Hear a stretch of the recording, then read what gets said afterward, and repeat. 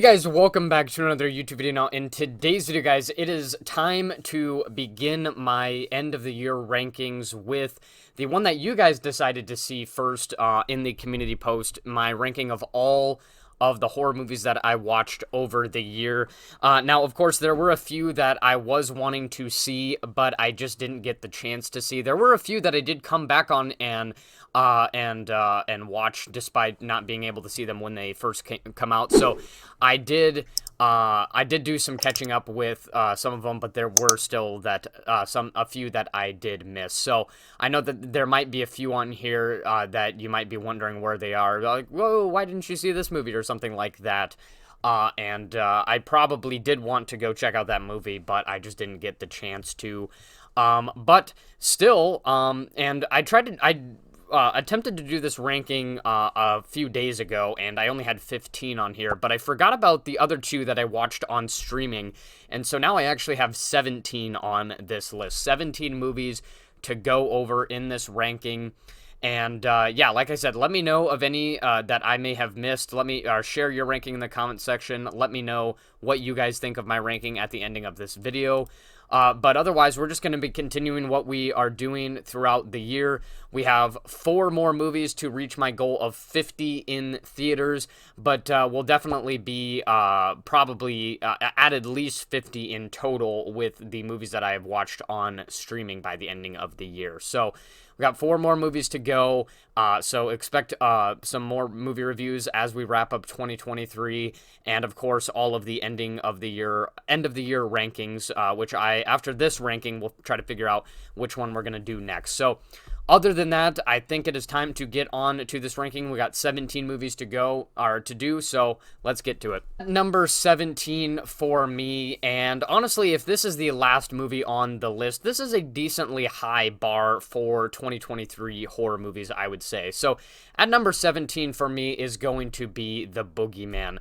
And really, this is a pretty simple one for me. I just thought that this was a very, very generic horror movie. I feel like I have seen 5 other movies just like this in the past couple of years, and that on top of the environment that I watched this in, because this is a PG-13 movie, obviously you're gonna have younger kids coming into here, middle schoolers and stuff like that, and so I watched this with my brother in a theater full of middle schoolers talking the entire time, and so it wasn't really the greatest environment. So this already being a pretty generic movie didn't really help with that. And so overall, it wasn't, I would say, a bad experience, but it was just like, okay, you know, I've seen this movie many, many times before, and I think there are a few things with the monster in this movie itself that didn't really make sense. With why didn't they just why didn't the characters just do certain things? There are a few things, a few plot holes in this movie that seemed fairly obvious to me that the main characters should have been able to figure out ways to take out this monster very, very quickly. So I don't want to overcomplicate things. I just think that overall this was a pretty generic movie, and I feel like I've seen many of them in the past, and so it goes at number 17 for me. Coming in at number 16, and I honestly was expecting this one to be at the bottom of my ranking back when I watched it in the middle of the year, and that is Insidious: The Red Door. And honestly, I think that even if you are a fan of this franchise or just a casual horror movie watcher, there is really no reason or incentive to go watch this movie. I don't think that despite their efforts, it adds anything really to the Insidious franchise whatsoever.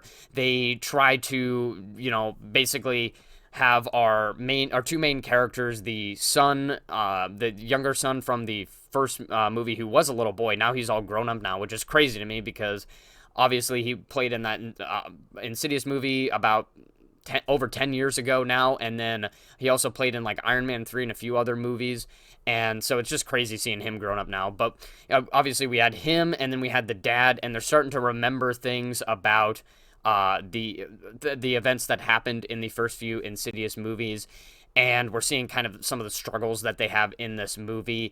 And I mean, other than that, it doesn't really add much to it. Obviously, as a viewer, you already know what happened in the movies, so really all you're seeing is how that's affecting them, and I just don't think it really adds much. I don't think it's all that interesting. It's not really scary or suspenseful or anything like that. It's just kind of like, oh, yeah. And I mean, I really think that probably the best part about this movie is the son's roommate. I think she adds a lot of humor and energy to this movie, and so I did enjoy her in this movie. But other than that, I mean, I just don't really see why you would need to see this movie, whether you're a fan of the franchise or not. It's just a pretty fruitless movie, in my opinion, and isn't even really that scary or that enjoyable as just a horror movie standalone. So, overall, Insidious: The Red Door, if you haven't seen it yet, just skip this movie. Coming in at number 15, and I know I may have made it seem like this movie would be a lot higher on my ranking. I think I had maybe a little bit of recency bias a few weeks ago when I went to see this movie. But I still had some issues with it.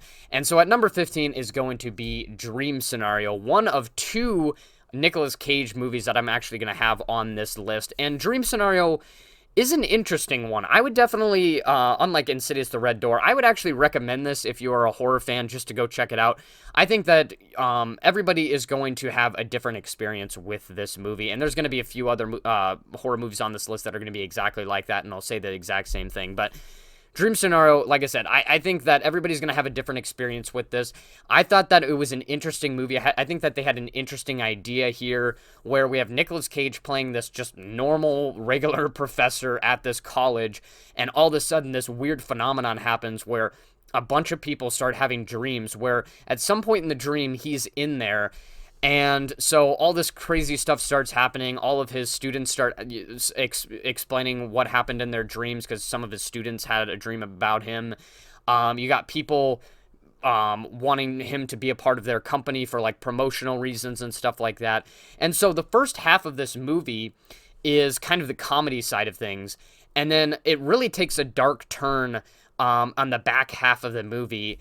And it just really takes a dark turn at the back half of the movie, and we really get some of the horror elements on that back half. And so I was kind of when I read the description for this movie, I was suspecting that okay, maybe this is some kind of comedy horror, but I wasn't really sure. I thought maybe I was taking the description way too far. But no, when I watched this movie, this was very, very much a comedy horror. Like first half comedy, back half those darker elements. And I'm not exaggerating when I say that Nicolas Cage, I think, is actually the perfect fit for this type of role, because when everybody starts to turn against him on the back half of the movie, you know, Nicolas Cage, he's really good at playing those crazy characters that can just flip the switch like that. And so when he does that, I think it works really, really well. But I mean, other than that, like I said, I think that everybody's going to have a different experience with this movie. I think it's an interesting movie overall. It tries to do something different. But beyond that, I still think there's a few things that I didn't like about it. With some of the darker elements, I just thought some of them were way too awkward and weird for me, and just very, very strange. I did not enjoy them. And the ending to this movie didn't really make that much sense to me. It didn't feel like a conclusion. I just feel like after they take kind of the dark turn of the movie and they start to come closer to the end, I feel like they're not really sure how to close things off, and so the movie just kind of ends and it doesn't really feel that conclusive. So ending didn't really make much sense to me, but other than that, this is an interesting movie. Like I said, if you are really into horror movies, I would actually go check this out, see how you like it.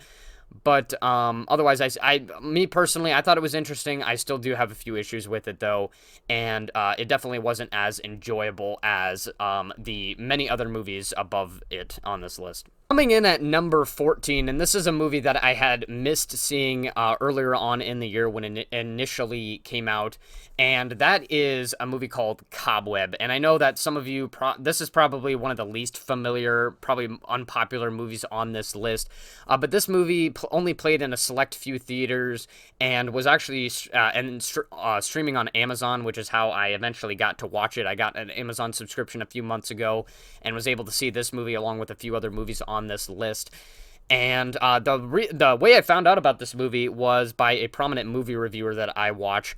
And when he described the plot to me, I was pretty sure that I had seen a short story that this was based off of, and so I was pretty sure, I kind of knew what to expect going into this movie, but it still kind of surprised me with some of the with the direction that it went here, with this sort of the overall tone and theme of this movie.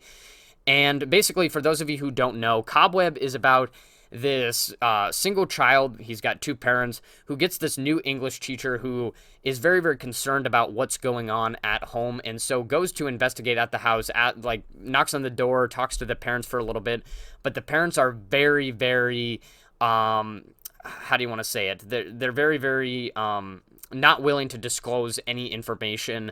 They're kind of closing her off a lot. Same with to the kid, who is noticing some strange things around the house, is hearing things in the walls, and the parents are kind of just denying anything that's happening and just acting very, very strange about the whole situation. And the last 30 minutes of this movie really, really take a dark turn with the two parents, and it gets pretty crazy. And so it, like I said, despite being pretty sure of what the plot was going to be and how things were going to go out, it still did some things that really, really surprised me. And so overall, Cobweb, kind of like with Dream Scenario, where I thought this was an interesting movie, and if you're a horror fan, I would definitely go check this out. It wasn't as enjoyable as the other movies that came out that are on the rest of this list, but I still thought it was an interesting one, definitely different. And not really much more to say. All I would say is really just that if you're a big horror fan and you haven't seen this one yet, I would definitely go check it out. Has a really, really crazy ending, but other than that, not really the most interesting or enjoyable horror movie on this list. In at number 13, and this is probably going to be the most controversial one on this list, and that is Winnie the Pooh, Blood and Honey. Now listen, this is objectively, this is one of the few things that I will agree on with people. This is objectively the worst movie on this list. There are obviously a lot of glaring issues with this movie. The terrible acting, the gore. Although there is a bit of good gore in this movie. Some of it is off screen, so kind of a missed opportunity there. Like the acting is really bad. The costume designs are very, very cheap. I'm pretty sure I've heard from people that you can order the masks that they used in this from like a random website for very, very cheap, and so they didn't even really put any effort into the costume designs for Winnie the Pooh and his accomplice. I get it. This is an objectively bad and lazy film. I think that, you know, and you'll see later on in this movie, there's some schlocky movies on here that are actually, they're fun, they're good, even though they are pretty schlocky and that they have like a lot of horror cliches and stuff like that. But this movie is purely lazy and bad. I will agree with that. This is objectively the worst movie on this list. This should be at 17. But I still had a heck of a time with this movie. First of all, I didn't think, when I saw the trailer for this movie last year, I thought it was a complete joke. I saw a bunch of people reacting to it, but I thought there's no way that this movie is actually coming out.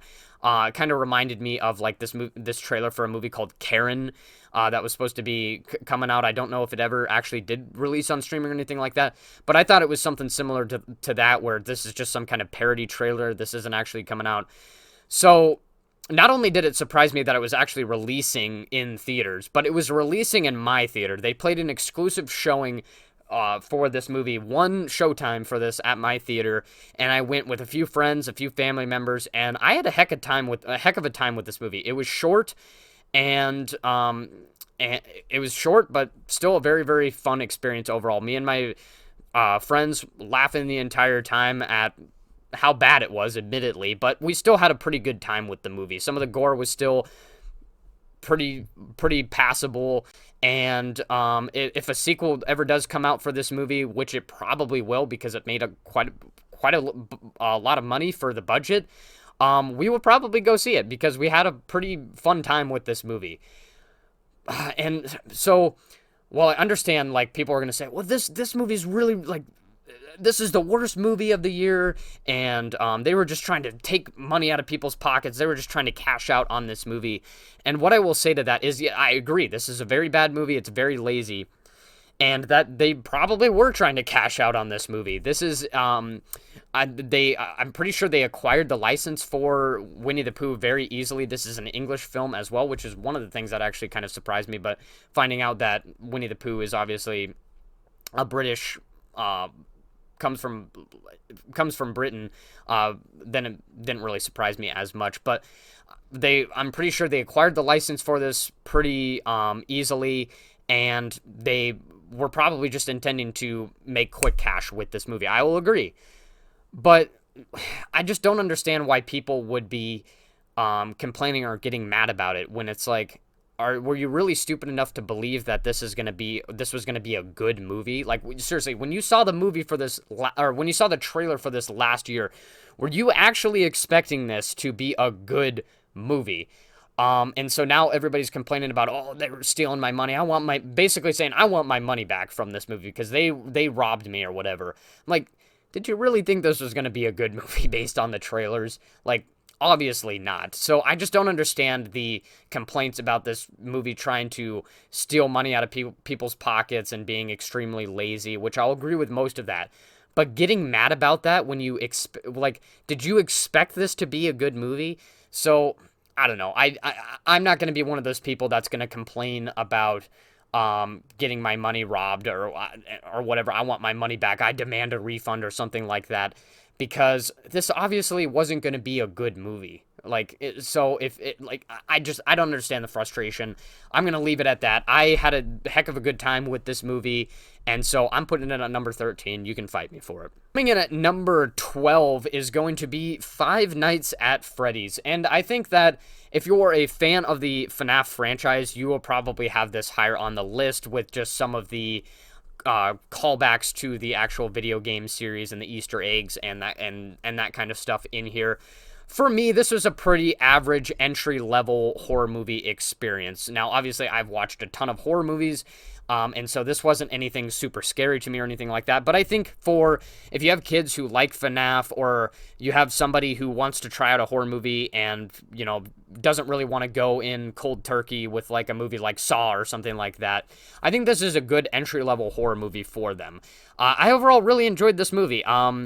I like the story arc with our main character played by Josh Hutchinson. I can never get his last name right, but I enjoyed the story with him playing kind of a fatherly character, taking care of his younger sister, which is kind of like with Ty Simpkins in Insidious: The Red Door. It's just crazy to see him all grown up now with all the movies that he played in kind of the early 2000s and being a young kid, and now he's in his early 30s and he's playing this fatherly character in this movie. Just really, really crazy to me. I like Matthew Lillard's performance in this movie as well. He's usually a scene stealer in every movie that he plays in, and definitely adds some energy to this movie. So I enjoyed his performance. The only character in this movie that I kind of disliked was the Vanessa character. I just thought that she was kind of off and on just off and on for me. Like, there were some moments that I really liked about her, and then there are other moments like I'm like, why are you doing that? Or like, why all of a sudden are you acting this way or something like that? So that was the only character that I disliked in this movie, but otherwise I enjoyed Matthew Lillard. I enjoyed our main character played by Josh Hutchinson. I enjoyed the younger sister in this movie. I thought she did a pretty good job as well. And so overall, I had a pretty good time with this movie. I had a few good, suspenseful moments in here and there. But I was really hoping that for a FNAF movie, there was going to be a lot more jump scares. That's what really, really surprised me.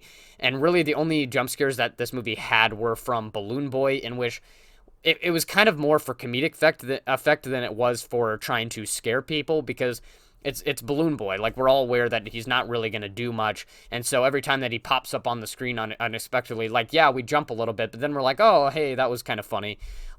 So I was really hoping that there was going to be a lot more jump scares in here. And I don't know, the problem that I have with a lot of video game adaptations is that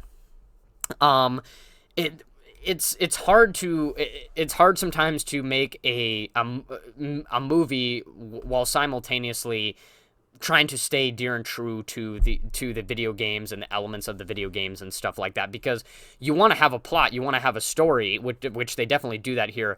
But if you're trying to claim to be a video game adaptation, you also want to add in some of the elements of the video game and what people enjoyed a lot about the video game. And so I think what they could have maybe done is had some scenes where from the view of like some of the security cameras, and we have some jump scares or something like that. But we didn't really get a lot of that. In fact, I can't really think of anything like that, like any type of jump scares from our main animatronics in this movie. The only jump scares that I remember are from Balloon Boy in here. So I was really hoping that there would be more of that. But overall, I think if you're a FNAF fan, you'll probably have this higher in your ranking. If you're just a casual horror movie watcher, you'll probably have this somewhere around where I do. And I would recommend this for if you have younger kids who, maybe this is their first time watching a horror movie. I think this isn't anything too scary for them. This is, like I said, pretty entry-level horror movie, and so I'd give it a try. Overall, nothing too great about this movie, but also nothing too bad that's holding it back quite a bit. And at number 11, and this is the second out of 2 movies on this list that include Nicolas Cage as the star actor, and also the first out of 2 movies on this list that are a Dracula movie, and so you guessed it, that is Renfield. I had a really, really good time with Renfield. Don't really have a whole lot of issues with it.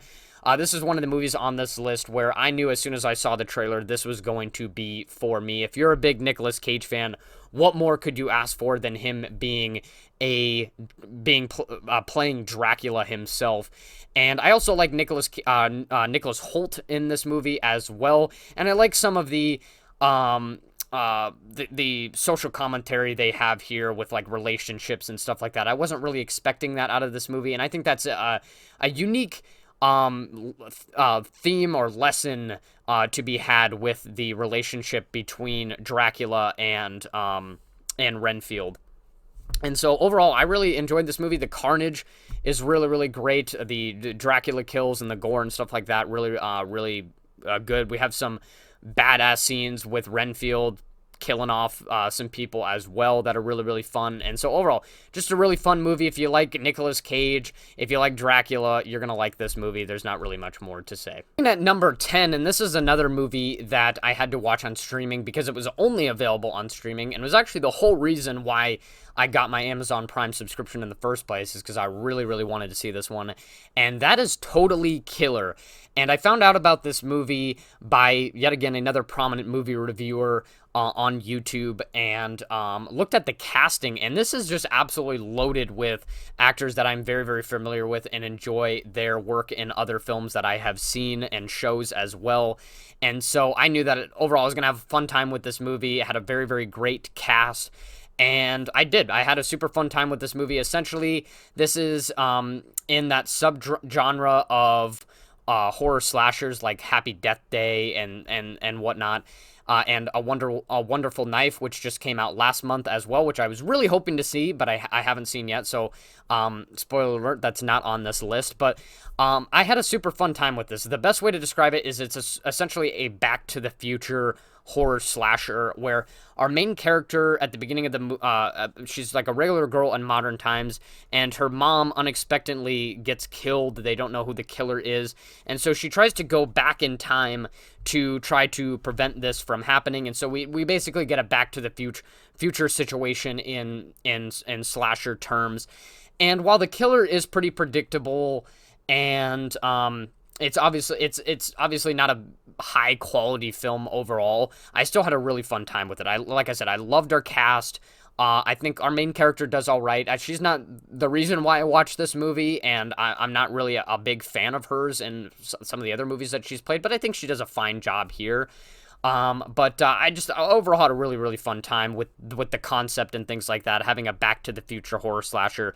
I like time travel movies, and so I'm bound to have a lot of fun with this when you combine time travel with slasher movies. So overall, number 10 is Totally Killer. Go check this one out on streaming if you haven't. You'll have a super fun time with it, and you don't even have to go anywhere. Coming in at number 9, and I definitely had a lot of recency bias for this movie, I will admit, at the beginning of the year when I first seen it, and that is Scream 6. Now, don't get me wrong, I still had a very, very great time with this movie. I think it is a very, very good follow-up to Scream 5, even more blood and gore, which I'll talk a little bit more about that later, but I think Melissa Barrera and Jenna Ortega prove yet again why they are pretty good replacements, and can own their own Scream movie and take over for our original set of main actors for the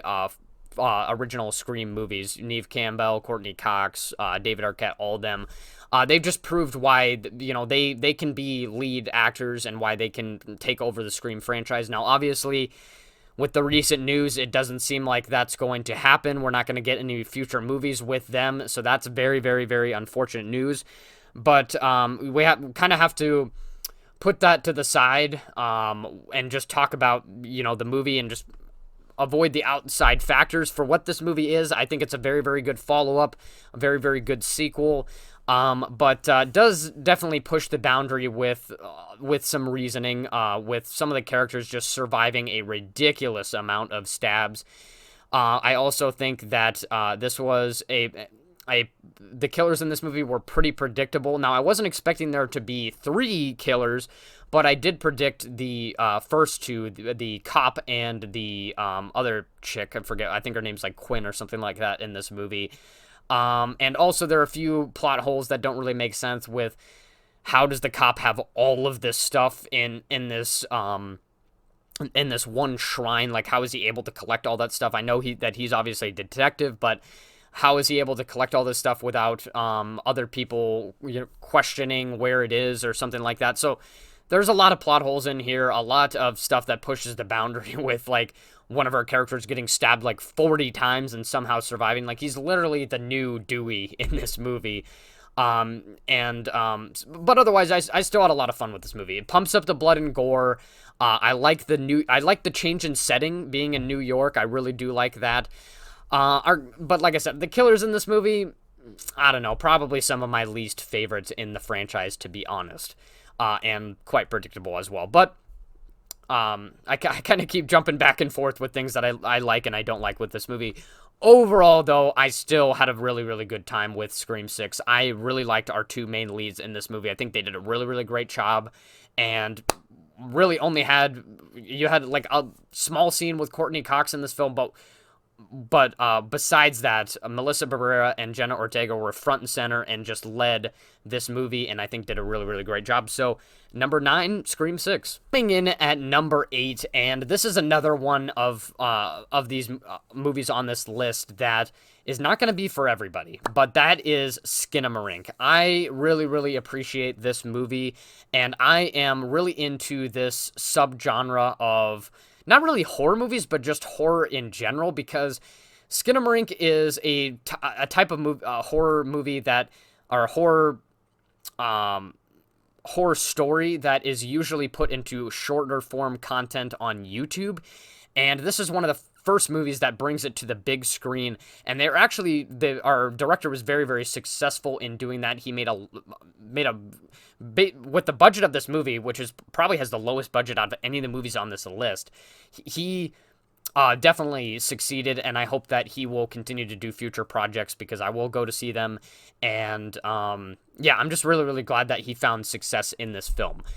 It was very much an experimental film. Like I said, this is one of the first times that somebody has put a type of movie or a type of horror story like this onto the big screen.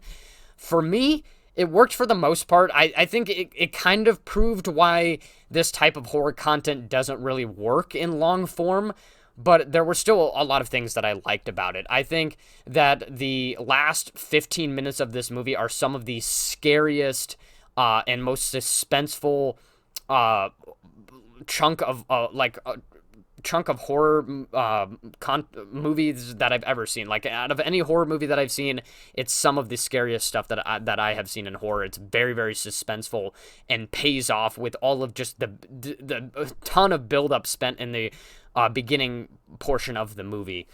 And like I said, this movie's not going to be for everybody, because a lot of time is spent in this movie just staring at blank walls and just random objects and things like that. There's not a lot of dialogue in this movie, and a lot of people pointed out that it's kind of a little bit confusing. Like, the story doesn't really make all that sense.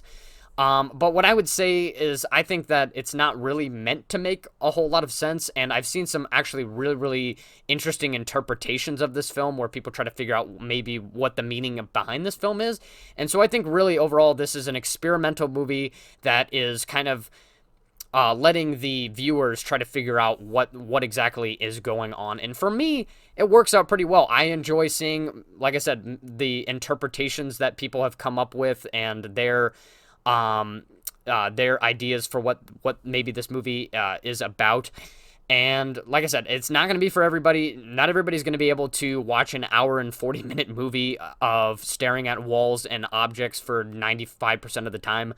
But if you're into this type of horror content, like if you're into like the back rooms and the pool rooms and that type of stuff, that kind of like liminal space type of horror content, you will love this movie, and that's why I really loved it. I love that type of horror content. I could go on all day about how much I love about it. It's some of my favorite horror content, and so that's why mainly it worked for me. And I think that the last 15 minutes of this movie deserve a lot of credit for being some of the scariest stuff I have seen in horror overall. Like the jump scares, many of them are in that last 15 minutes, and they just pay off very, very well. So overall, Skinamarink, not going to be for everybody, but I really enjoyed this. And as soon as I saw, I actually didn't even see a trailer for it. It was just playing in my theater, and I was like, Skinamarink, that's an interesting title.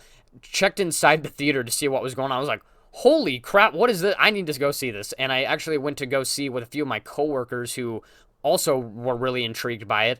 And we all really enjoyed it. I actually seen this with my mom as well, who wanted to go check it out, and we all liked it. It was very, very different and interesting film. So if you like horror, this is another one where I'd give it a try. Try something different every once in a while. You may not like it. You may really, really like it. Either way, I think, it's worth giving it a try. So at number 8, Skinamarink. Coming in at number 7, I cannot believe that this was the first movie that I watched this year. I can't believe that it came out in 2023. We have come a long way.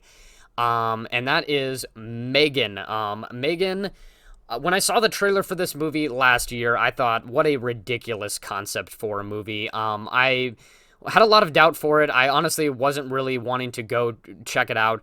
But then, like, everybody was pressuring me. They're like, I'm going to go see it, or are you going to go check it out? And then my mom wanted to see it. And so I ended up going to check it out. And I was like, okay, well, it seems like a fun concept. I'll probably walk out, enjoying it. But I wasn't expecting to walk out and saying, like, that was actually a good movie. Like, the commentary behind this movie is very relevant to today, and it actually turned out to be a pretty good freaking movie. Like I said, the commentary is very, very relevant today of the arising, it's kind of scary issue of artificial intelligence and how that will affect technology and information, and how it will affect parenting. That's the direction they go in here, is how AI may affect parenting in the future. And I thought that was very, very interesting. I wasn't expecting that out of this movie. And so it had a lot more to offer than just an AI doll that goes berserk in this movie. And so overall, I enjoyed it. I mean, I guess I probably should have not have had so much doubt, and with some of the people behind it, particularly James Wan. But yeah, I walked out actually saying, like, hey, this is actually a good movie. And so this movie made a ton of money, obviously. Probably grossed probably at the top of the highest grossing horror movies of the year, and very, very well, actually, I think the gross for the gross for this movie actually goes to 2022, but you know what I mean. Yeah, Megan, there'll very likely be a sequel to this movie, and I will very likely go check it out. And wasn't expecting this movie to be as great as it was. And so this is probably one of the bigger surprises of the year for me. So Megan goes at number 7. Coming in at number 6 is going to be Thanksgiving, and talk about a movie that is built for me. When I saw the trailer for this, I knew instantly that I was going to like it, and I really, really wanted to go check it out. I am a big fan of the Thanksgiving holiday. I just like the family gathering and the food and all that kind of stuff, and just being grateful overall. I just like the overall concept of Thanksgiving. And so you have that on top of just the ridiculous concept of the killer being, I think it's even more ridiculous to have the killer being John Carver than having him be like a turkey or something like that. I like that idea more. And then also you have the dark humor, the gore, everything like that. I knew that this was going to be a schlock fest and that I was going to have a heck of a time with it, and I did overall.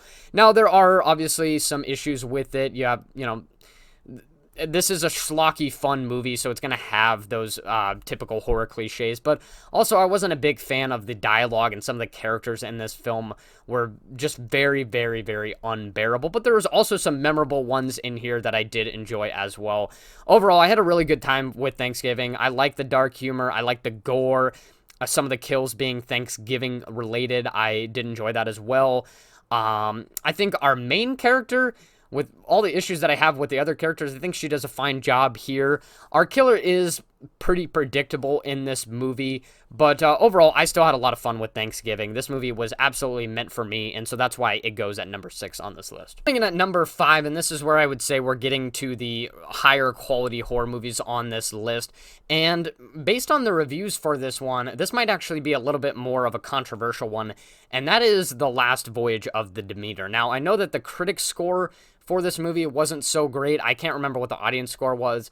Based on the few reviews that I seen for it, people just didn't really like this one. For me, I really did enjoy The Last Voyage of the Demeter. This is the second Dracula movie on this list, and this one's actually based off of an old Dracula novel.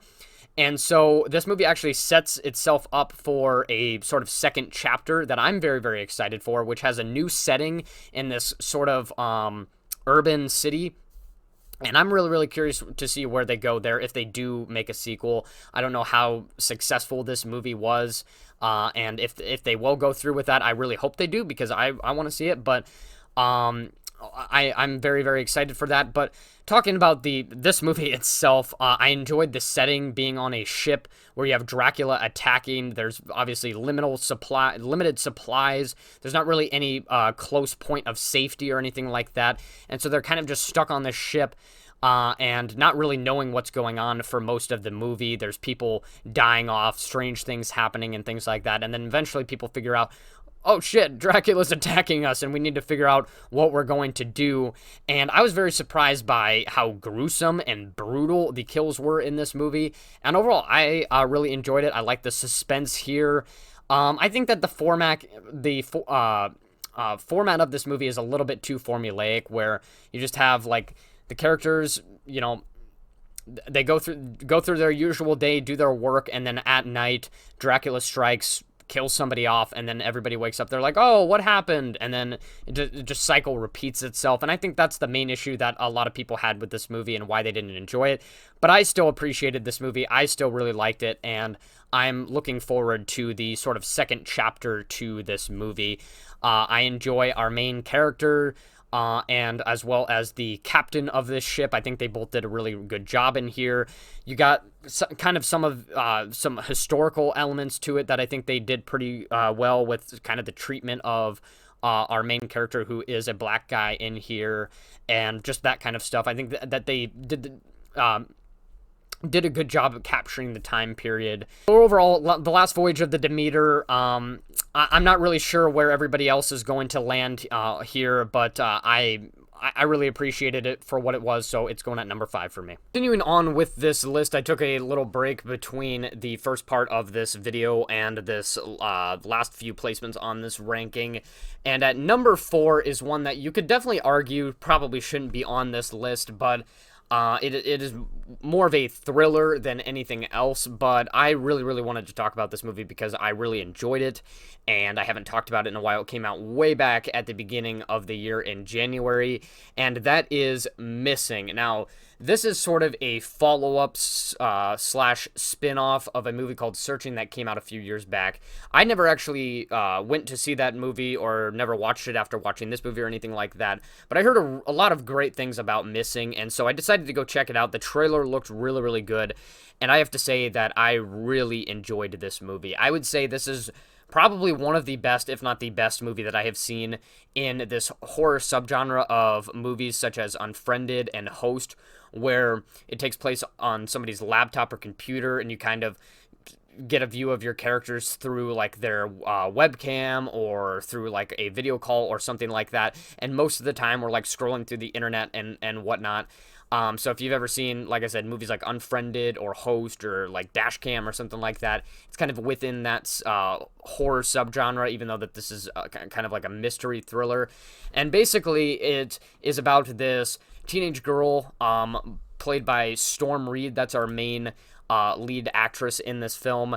And her mother is going on the trip with this new guy that she is in a relationship with, and all of a sudden she finds out that she goes missing. She's like supposed to meet back with her at the airport. She never comes back to the airport, and so she's kind of working with the local PD and like the detective's office and with her friend throughout the movie, trying to figure out what's going on. And there are obviously a lot of twists and turns throughout the movie. We have one really big twist at the end, and this is just a really enjoyable ride from the beginning to the end, particularly because the way that they set it up is in a way that you are kind of at the same pace as our main character in this movie. You don't know any more information than she does, and she doesn't know any more information than you. You both are kind of at the same pace, and so it makes it kind of able to connect and like understand our character's emotions throughout the film a lot better, because you too are trying to figure out what's going on, really intensely focusing on the smaller details of the film as she's like scrolling through her laptop and whatnot, trying to figure out what exactly is going on here. And so the suspense just works really well for that reason. I would say that most of the twists for me worked pretty well. The ultimate twist, though, I feel like some of the hints that the movie was giving at it throughout the film kind of made it a little bit obvious. But otherwise, I still thought this was a really great mystery thriller overall. I think that our main lead actress, played by Storm Reed, I think she does a really good job in this movie. I also think that there's a few side characters in this movie as well that I really enjoyed, particularly Javier, who was... I can't remember what his job position was, but he was a guy who lived in like Puerto Rico, who she just so happens to stumble across while trying to figure out where her mom is.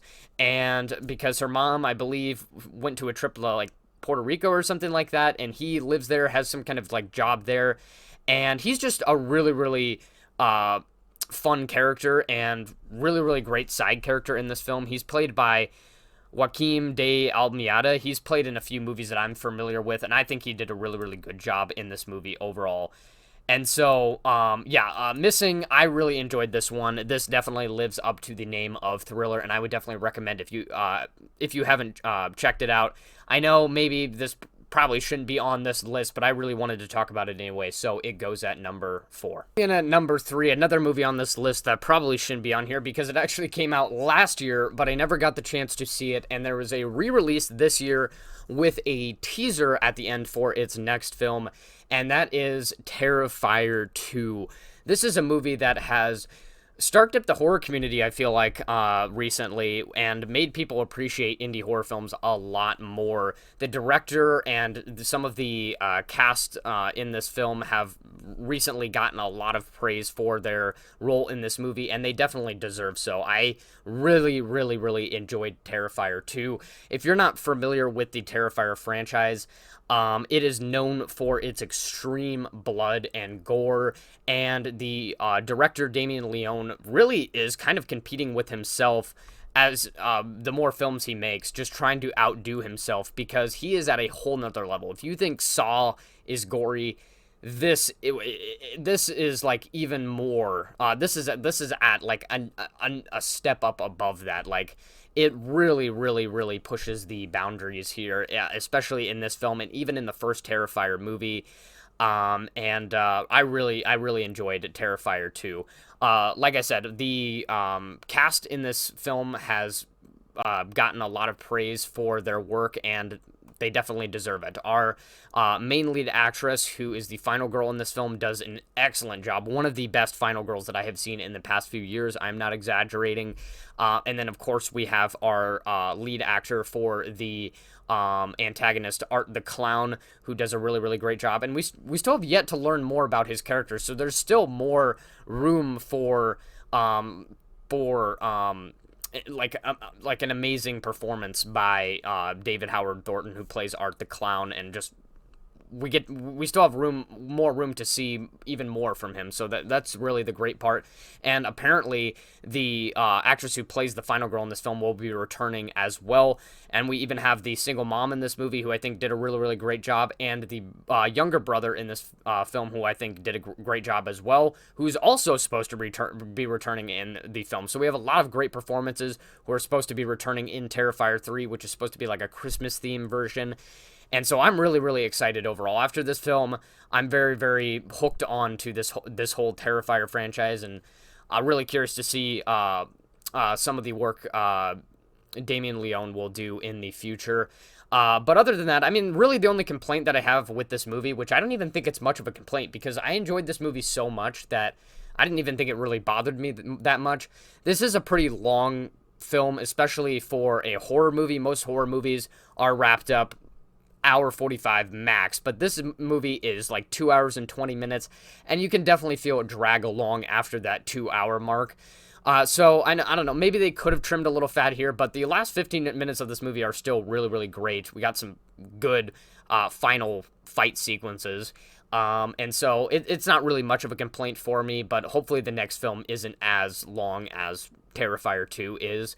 But otherwise, Terrifier 2, I know that this movie came out last year, but I really wanted to include it on this list anyway. I included it on the list of all the movies that I watched in theaters this year for new releases, even though this isn't a new release, it's a re-release. So I decided to put it on this list anyway, and so it goes at number 3. Coming in at number 2, and let me tell you, these last two placements on this list were very, very hard to decipher. I think both of them are great, refreshing returns to their franchises in their own respects, and if you haven't checked them out yet, I would definitely recommend you do so. But at number 2 for me is going to be Evil Dead Rise, and this is really all that you could ask for out of, if you are an Evil Dead fan, out of an Evil Dead sequel, spin-off, whatever you would see this movie as in the franchise. I would say it's definitely more of kind of its own thing, more of a spin-off.